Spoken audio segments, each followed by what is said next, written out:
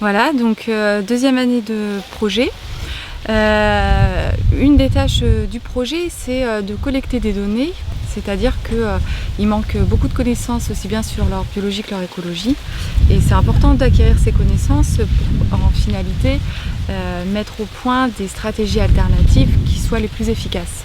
Pour collecter des données, on a mis en place un dispositif qui s'appelle l'Observatoire participatif des taupins.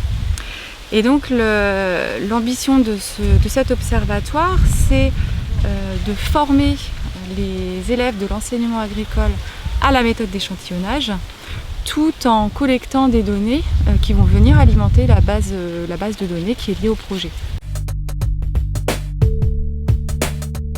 Ces jeunes sont en alternance et donc sont une quinzaine sur deux chez leur maître de stage. C'est-à-dire que dans le cadre de la campagne, en amont, donc on les associe à la réflexion et aux choix qu'ils sont obligés de faire pour mettre en œuvre la campagne. C'est-à-dire plus précisément, ils vont participer au choix des parcelles à échantillonner chez leur maître de stage. Ils vont eux-mêmes chercher le nombre de pièges qu'ils vont devoir fabriquer. Et puis après, ils vont aussi fabriquer les pièges et les poser eux-mêmes quand ils seront en stage chez leur maître de stage. On les associe à la réflexion en leur apportant les éléments et les contraintes induites par le protocole. Mais on essaye de ne pas être trop directif pour qu'ils aient une part pleinement active dans le processus de décision.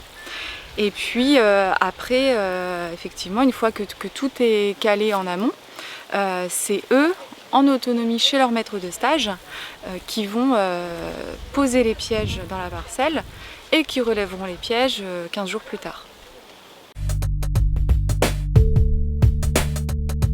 J'ai senti une certaine proactivité dans les échanges. Ils ont posé beaucoup de questions. À un moment, on leur a fait décortiquer des pièges qui avaient été posés au préalable et on a senti les élèves amusés de faire cette action, d'aller chercher, de dépioter les pièges et puis d'aller chercher les larves et puis ensuite de se demander à quelle espèce appartenaient ces larves.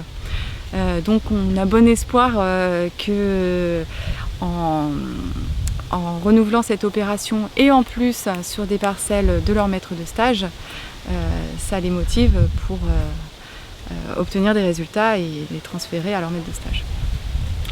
J'ai beaucoup apprécié de sentir de la réactivité de la part des élèves. Je les ai sentis prêts à s'investir dans la campagne. Et pour moi, un critère de réussite, ça serait que chaque jeune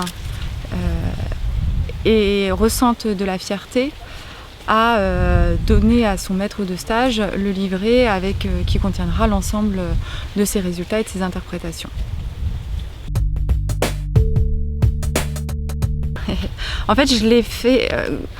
On a travaillé en concertation avec l'équipe pédagogique de l'AMFR. On a veillé à être particulièrement dans les clous vis-à-vis des référentiels de formation. Donc ça, on l'a fait en toute conscience et voilà.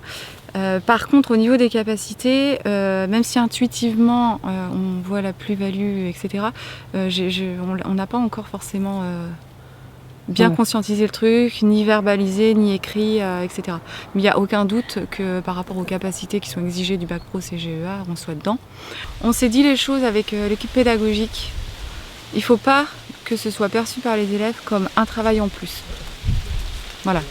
Donc, à partir de ce moment-là, on a travaillé en amont, fin août, sur l'inclusion de cette action dans l'enseignement, même au sein de l'équipe pédagogique, qui peut se saisir de tel ou tel aspect, quelle discipline peut être mobilisée à ce niveau, etc. Là-dessus, l'équipe a pleinement joué le jeu, puisque au pendant le déroulement de la campagne. Ça va être aussi bien des mathématiques avec des calculs de moyenne, voilà.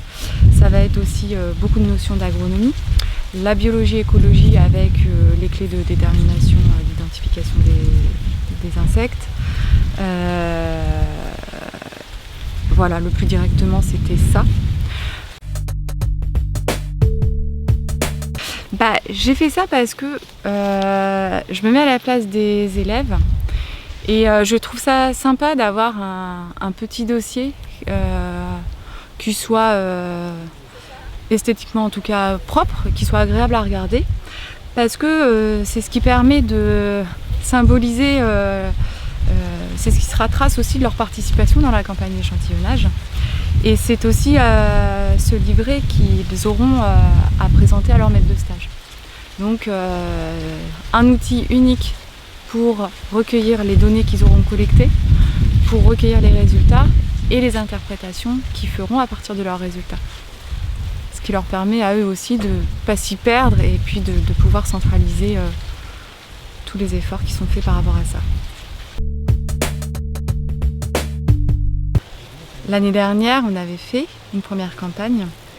On avait beaucoup plus espacé les temps forts qui jalonnent un peu la campagne. On a senti clairement une démobilisation et une perte de sens. Enfin, moi, ouais.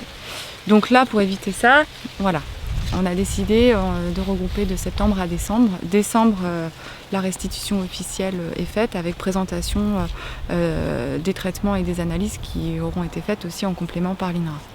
L'avantage de la campagne, c'est qu'elle peut s'intégrer relativement facilement parce qu'elle est courte. Elle n'est pas trop gourmande en heures, donc ça peut assez facilement se penser et se caler dans une progression pédagogique.